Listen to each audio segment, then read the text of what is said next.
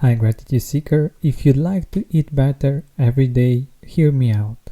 With over 35 different options a week, including keto, calorie smart, vegan, veggie, and more, Factor is the perfect solution if you're looking for fast, upscale options done easily. Try new dietitian-approved, nutritious recipes and enjoy cooking and eating together without the hassle of prepping or cleaning up. Get as much or as little as you need by choosing between 6 or 18 meals per week. Plus, you can pause or reschedule your deliveries anytime. Get started today and have a feel-good week of meals ready to go. Head to factormeals.com/gratitude50 and use code gratitude50 to get 50% off. That's code gratitude50 at factormeals.com/gratitude50 to get 50% off. I would honestly say, from what I have not just researched but witnessed with the people over 100 that I had the pleasure of meeting with and talking to, I'd say it's about 90%. It's 90% of your attitude. And it's huge. It's absolutely huge. And we've seen this, not even with longevity studies, but we've seen this with cardiac studies, people that have heart attacks, and then which ones recover well, which ones recover not so well, and which ones don't make it at all. And it really does come down to attitude. So it's not just about people living over 90, 100 years old. It's really about our everyday life. And there's been other research that shows that when we're in a state of ingratitude, when we're in a state of victimization, we see this a lot in our world. It's everybody else's fault and just unacceptance of any kind of responsibility. We now know that actually has a physiological change to the body. What it does is it causes inflammation, chronic inflammation. And chronic inflammation is the root of all disease. So we look at heart attacks, we look at cancer, diabetes, all of that. These are all diseases and conditions that are linked back to inflammation. Stay connected to Gratitude. Hit the follow button right now and join thousands of listeners tuning in each week. We're the Gratitude Seekers. Come join us.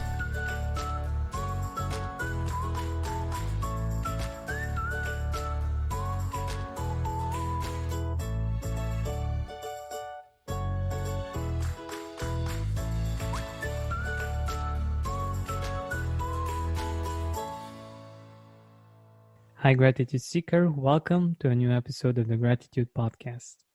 Today, with us, we have an author of a very interesting book that in itself, in my opinion, is an amazing act of gratitude.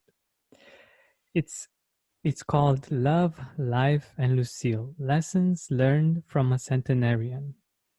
Her name is Judy Gaman. And while she's been writing a book about longevity, she met this person, Lucille Fleming, in Dallas.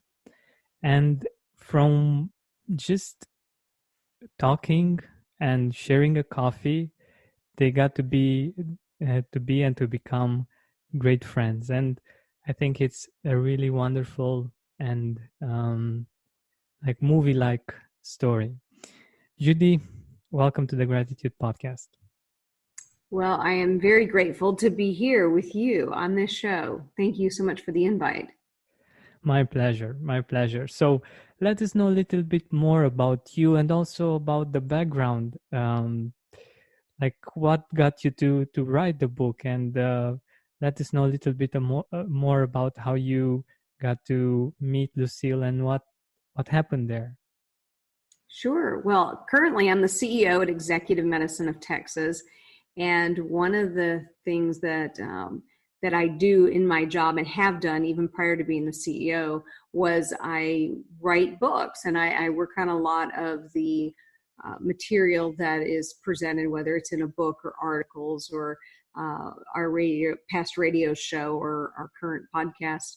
I've done a lot of that. And one of the things I was working on, as you mentioned, was another book on longevity called Age to Perfection: How to Thrive to 100 Happy, Healthy, and Wise. And when I was doing that research, and there's a lot of research on how to live to be 100, there's something called the blue zones. And I mean, you could really do a deep dive. And that's what I was doing. I was doing this deep dive into, how do these people live to be 100? Why is some pockets in the world, there's more people that become centenarians than others? And then it just hit me, I really should just interview people over 100. If I really want to know, why don't I go straight to the source? So I had a writing assistant named Emily, fabulous assistant, and asked her to find me people over 100. Now, I literally thought it was going to take her a very long time, and it didn't. And in her search, in her quest, she found a good handful within a fairly short period of time. But one of them was Lucille. And she said, you are not going to believe this lady. Like you have to meet with her. You have to meet with her right away. I don't know what it is. I just feel like the two of you have got to meet. And like you mentioned, that first meeting was just the beginning of an incredible, incredible friendship. Wow, that's amazing. And I think just this topic of how to live to 100 and how to live a long and actually happy life and a fulfilling life is very interesting. And I think it's also very interesting for many of our listeners. And from this point of view, what are some ideas, some things that you've seen at Lucille from a gratitude standpoint? Like, did you see her doing something specific that inspired you, for instance, to be more grateful? Yeah, I think pretty much everything that Lucille did reminded me to be more grateful. One of the things I noticed, not just in Lucille, but in all of the people who I interviewed over 100, is they did have that in common. They practiced gratitude on a regular basis. There's an old saying that says, you're going to wake up and say, good Lord, it's morning. Or are you going to wake up and say, good morning, Lord? That those two ways you can wake up can change your day. And I think she always woke up with the latter. I mean, she always knew that when she got up that she was going to have a great day. She laid out her clothes the night before and just fully expecting that the next day, one, was going to happen, and two, that she was going to be able to meet somebody or do something or there was something that was going to come out of it. And we get so caught up today in just basically going through the motions, and we're plugging along, and we don't stop really to meet people, be interested in them, and really remember what life's about. And that was one thing that Lucille was just absolutely fascinating, as far as the way she could easily make friends. I mean, it was almost instantaneously. And when you read Love, Life, and Lucille, it's kind of a theme that as we went out, because we would go out to lunch all the time, these fabulous restaurants. She went out on book tour with me. And as we went on these journeys, and in each chapter, we're meeting somebody, but she's also bringing out kind of the best in that person that we meet. And there's these kind of connections that we've gotten away from in our normal everyday lives. And she helped remind me to make those connections, be grateful for the people that step into your lives, take time to get to know them, not just for what they're there for, that purpose. And what I mean by that is we could be in a restaurant and she would strike up a conversation with the waiter, and all of a sudden I'd be like, this is the most fascinating person I've ever met. And she had this way of finding the fascination in everybody. And it's kind of cool that through the book there's these characters that are real life. These are people like that every day you're running into that you just don't know how incredibly interesting they are. And it really opens your eyes to the world just in a whole nother light. Wow. That's amazing. And I think it's so wonderful to be able to see these beautiful things in people. And I think one of the things that sometimes is keeping us from seeing these things in other people is that we either compare or we we tend to judge, to criticize one way or another. And I think from what you just said, what she isn't doing is these things, and what she is doing is being curious and also appreciative of that person. And I think that's a really beautiful combination. This show is sponsored by BetterHelp.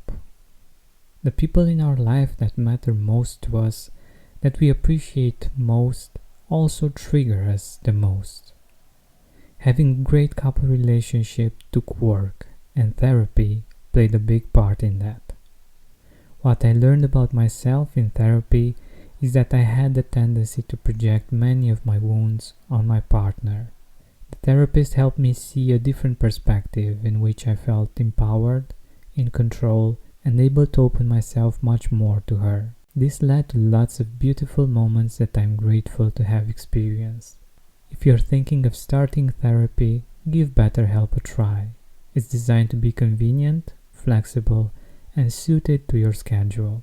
Become your own soulmate, whether you're looking for one or not. Visit betterhelp.com/gratitude today to get 10% off your first month. That's BetterHelp, HELP.com/gratitude. Having our digestive system work properly makes it so much easier for us to feel grateful and enjoy a great quality of life. I'm very excited about Seed's DS1 Daily Symbiotic and the effect that it promotes. Great health starts in the gut, and a healthy gut microbiome means benefits for digestion, skin health, heart health, for the immune system, and much more. Seed's capsule is tested to get to where our body really needs it. With new clinical trials and breakthrough research published in top scientific journals, Seed's probiotic programs make it a trustworthy source of pre- and probiotics. We need these two constantly to enjoy great health, but they're hard to get just from the food we eat. Thankfully, Seed provides a simple subscription to help us keep this good habit. Trust your gut with Seed's DS1 Daily Symbiotic. Go to seed.com/gratitude and use code 25gratitude to get 25% off your first month. That's 25% off your first month of Seed's DS1 Daily Symbiotic at seed.com/gratitude, code 25gratitude. It definitely was, and that's exactly it. It is being observant, and she was very observant, and she showed me how to notice things that sometimes we just glaze over. We just kind of go through our day and do our thing, and we don't notice these things. And another thing that Lucille is really good at, that she helped me with, is deep conversation. A lot of times, I don't know if you're this way, but I know a lot of people I talked to told me that they were really amazed at how deep the book goes in conversation. They're like, I can't believe you would tell anybody this, or that you would have these conversations, or you'd put it in print. And suddenly when you do that, it's so freeing when you're just flat out honest. And even honest to the point of, this isn't going to make me look that good, but it's the truth. And just accepting that about yourself, your thoughts, your realities, and kind of rolling with it. I think once we learn to accept some of our shortcomings and some of our thoughts and feelings that may not be uh, as I call them, social media ready, because we always want to like look so good on social media, right? But Yeah. if we're really honest with ourselves about who we are and where we are on the journey, then the journey gets easier and the journey tends to get better, because we're dealing in realities. We're not trying to measure up to something that maybe isn't there, isn't right. I love, I don't know if you saw this, but Muhammad Ali's funeral, George Bush Jr. said something that was so profound. He said, "We've got to stop comparing ourselves on our worst day to everyone else on their best." And I just thought, wow, that is just so true. And I think there's a lot of kind of what George W. Bush says in that sense, and things that he thinks in that way that remind me of Lucille. Yeah. It's funny that this is what actually happens usually when we go on social media. We go on social media when we are bored or when we are tired and we just don't want to think, you know, and it's not usually when it's at our best. And what do we see? We see the highlights of other people's lives, and that combination isn't really that good for us. Yeah, there's been some research on social media, and it's it's the thing about friendship, right? How do we define friends? And I always say friends are not likes on social media. Friends are the people that you can call at any time, at your lowest moment, at your best moment. They're the people that you reach out to, or that reach out to you when it's not something you'd post on social media. And we've got to remember that the way the human brain works is that we see in 3D and that we feel so deeply with our senses. And if we lose the touch of being face to face with people, being able to, give them a hug, being able to see them in 3D, which is what we see when we're in person, then we actually change our brains. So um, even with some quarantining and social distancing, this is something that we're going to have to eventually break back out of, because right now that's kind of what most people have. They're relying on that social media. But once we can get out and really start shaking hands again, and attaboys and patting people on the back and seeing them in real life, it's going to actually help our mood. It's going to help our brains feel what we need to feel to be happy. All those dopamine and other feel good hormones actually come from interaction. We're wired to interact. Yeah, definitely. It's one of the things that most of the guests on the Gratitude podcast talk about, the fact that we are usually most grateful for people, for interactions with them, and like you were saying, for friends and family, people that we can call when we don't have moments that we can put on Instagram or on Facebook. And yeah, I think that's very important and very powerful. And like you, as you were saying about acceptance, when we get to be authentic and accept those things, we don't have to keep the lid on if the water is boiling all the time, and we have to um, be there and keep the lid on, and we just let it go. And that's a whole nother story, and a really different way of us experiencing the world and experiencing life in general. And I'm sure that you and Lucille are these types of people. But what I also wanted to ask you, from your studies about this topic, I'm really curious um, if you've seen, other than the medical part, people that were able to get to these ages, if they had this perspective on life, this appreciation of life, like how much is it a medical condition or other things, and how much is our attitude of gratitude? I would honestly say, from what I have not just researched but witnessed with the people over 100 that I had the pleasure of meeting with and talking to, I'd say it's about 90%. It's 90% of your attitude. And Whoa. it's huge. It's absolutely huge. And we've seen this, not even with longevity studies, but we've seen this with cardiac studies, people that have heart attacks, and then which ones recover well, which ones recover not so well, and which ones don't make it at all. And it really does come down to attitude. So it's not just about people living over 90, 100 years old. It's really about our everyday life.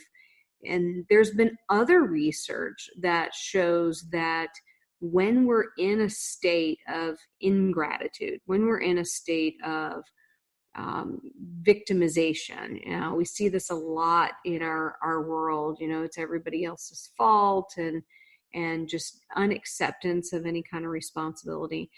We now know that that actually has a physiological change to the body. What it does is it causes inflammation, chronic inflammation. And chronic inflammation is the root of all disease. So we look at heart attacks, we look at cancer, diabetes, all of that. These are all diseases and conditions that are linked back to inflammation. And just having that good attitude, just staying grateful, being positive, being real with yourself, all of these things actually promote better health in general for everybody. Wow. I really didn't expect the percentage to be that high. But from my own experience, I can definitely see the difference in the periods when I wasn't in such a good mood, and I wasn't having a really good attitude, to when I am having that positive attitude, that grateful attitude. And indeed, it's really different. And it's fascinating how much this part of who we are matters. And I think it empowers us, because we can do something about it. Like, usually when you think about health, at least when I think about health, or what I think people in general think about health, they think that when they have a health issue, they are victims somehow. Like, this is happening to people. And when we look at things from the perspective that you just mentioned, we realize that it is in our power to change this, and to be more resilient when it comes to this. And I think that's amazing. And I think it's one of the things that people get, that people that get to 100 actually know and practice, isn't it? Having our digestive system work properly makes it so much easier for us to feel grateful and enjoy a great quality of life. I'm very excited about C's DS1 Daily Symbiotic and the effect that it promotes. Great health starts in the gut, and a healthy gut microbiome means benefits for digestion, skin health, heart health, for the immune system, and much more. Seeds capsule is tested to get to where our body really needs it. With new clinical trials and breakthrough research published in top scientific journals, Seed's probiotic programs make it a trustworthy source of pre and probiotics. We need these two constantly to enjoy great health, but they're hard to get just from the food we eat. Thankfully, Seed provides a simple subscription to help us keep this good habit. Trust your gut with Seed's DS1 Daily Symbiotic. Go to seed.com/gratitude and use code 25gratitude to get 25% off your first month. That's 25% off your first month of Seed's DS1 Daily Symbiotic at seed.com/gratitude, code 25gratitude. I definitely know that. When Lucille was in her 90s, she broke her femur. And the femur is the long bone in the leg, the big bone at the top and top of the leg. And by all accounts, that should be it, right? They all say you're all downhill after a hip or a major fracture when you're that old. And she went into a rehabilitation, and she had to do these, physical therapy exercises and whatnot. And she told me this story that I'll never forget. She said she's in there, and there's several people in there. Some were in their 60s, some were in their 70s. And she's looking around, and a lot of them had hip replacements and things. They were in there for post-op physical therapy. And she noticed that a lot of them just had really bad attitudes. They were frustrated or mad, or they doomed themselves. This is it, I'm never getting out of here, what have you. And she became their cheerleader. And she just said, I just told them, don't talk like that. And she'd push them a little further. And the physical therapist, really loved her, right? Because she could get all these people motivated to do their physical therapy.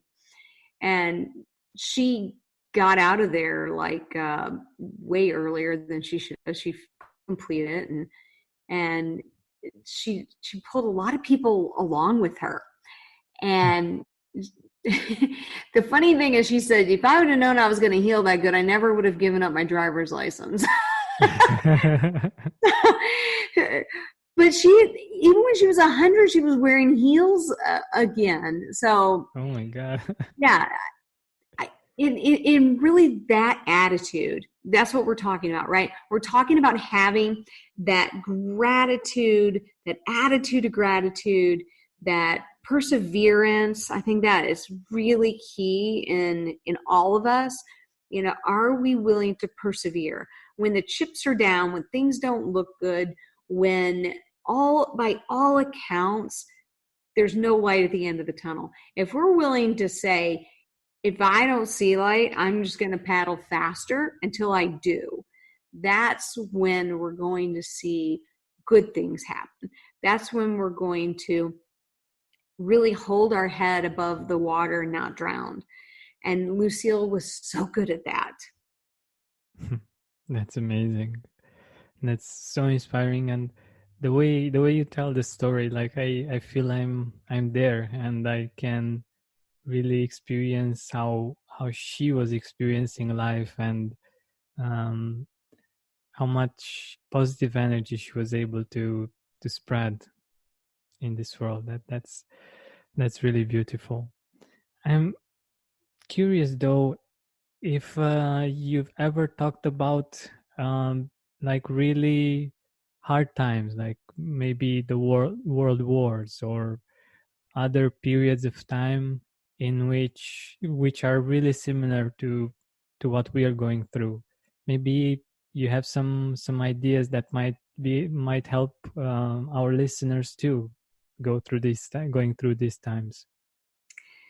When Lucille came to America, and she came from Prince Edward Island, she came actually right during the Depression. She came to put herself through nursing school. That was her goal. Her sister was going through nursing school. She wanted to go through nursing school. So she was sponsored by an uncle, because back then you had to be sponsored by someone. And she really got on a train with her suitcase, a very small suitcase and a locket that was given to her when her best friend died. Her best friend died because there was a lot of influenza and plagues and things that were happening, and children died then. So it was nothing for a child to lose their best friend. So she had lost her childhood friend. The mother had given her locket. She came with a locket and a suitcase full of stuff. She came to the United States, and during the Depression, her memory, and she said it's like she could see it like it was just happening, was businessmen in the streets doing manual labor. And because they were businessmen, they only owned business clothes. So they were in business clothes, they were doing manual labor because they just needed and wanted a job.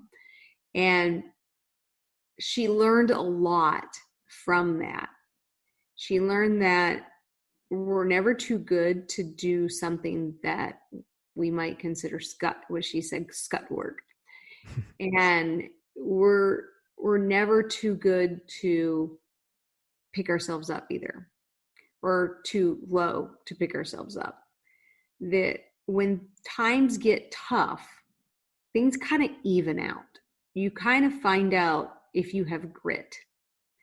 And if you have grit and you're willing to roll up your sleeves and dig in, never saying that's not my job, just dig in, do what needs to be done, it'll all work out. It'll all turn around. And she even said for those people that were out there doing manual labor in suits, it wasn't a forever thing. They actually got through that time and things returned to a new normal for them. Now, it took some time, but she would always say that if we just hang in there, things are going to change. And it reminds me of my own mother. My own mother always says, "This too shall pass." That's kind of a thing she does. And it's true. You know, whatever we're going through, it'll pass. There's an old saying, if you don't like the way things are, wait 3 days, because most people's perspective can change within 3 days.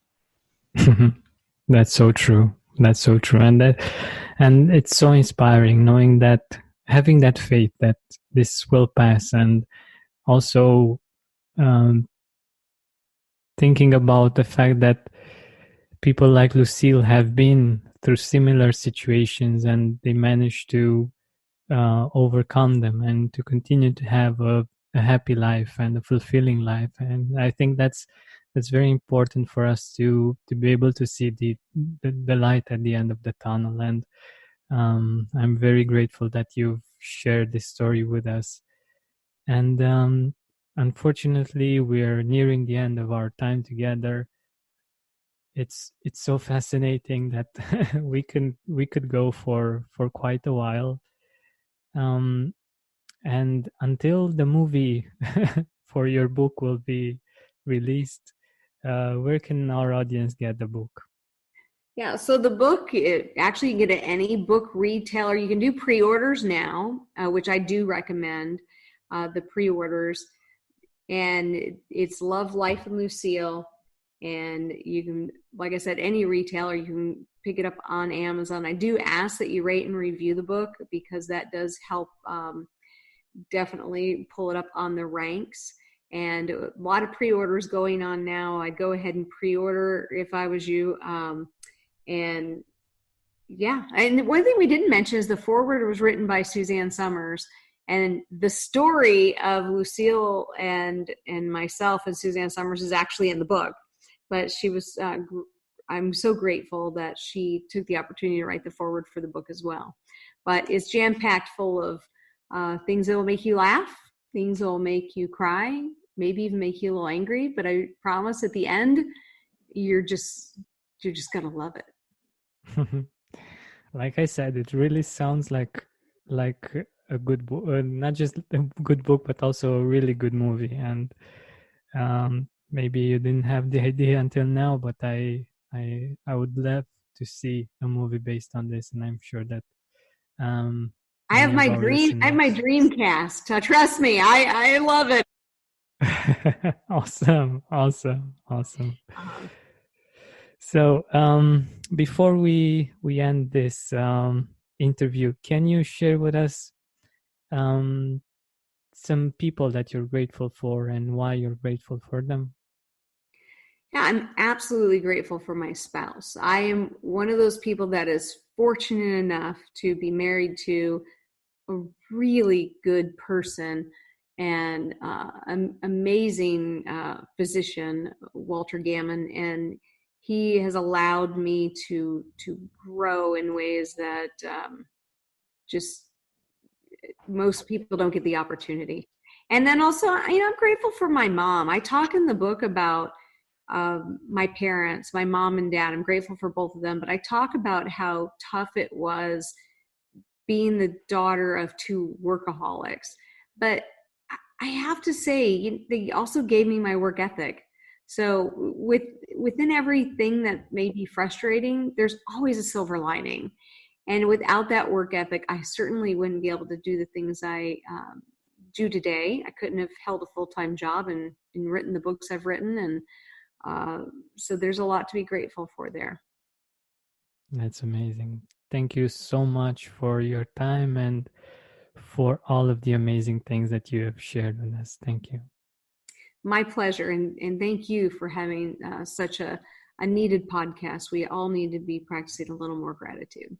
Hey, Gratitude Seeker, thank you so much for taking the time to listen to this interview. I really appreciate it. And if you could think of one person that would also benefit from it, share it with them. It might actually be the inspiration that they need to make their day or maybe even their life much better.